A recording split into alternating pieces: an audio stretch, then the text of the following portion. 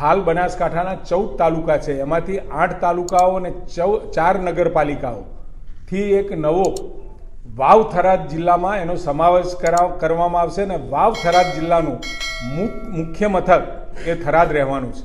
વસ્તીને વધુ સુગમતાથી સરળતાથી વહીવટ મળી રહે, લોકોને આવવા જવામાં તકલીફ ના પડે એના માટે 2 જિલ્લામાં એનું વિભાજન કરવામાં આવ્યું છે। વાવ થરાદ જિલ્લામાં 6257 ચોરસ કિલોમીટર અને બનાસકાંઠામાં 4486 ચોરસ કિલોમીટર રહે તે પ્રમાણેની રચના કરવામાં આવી છે।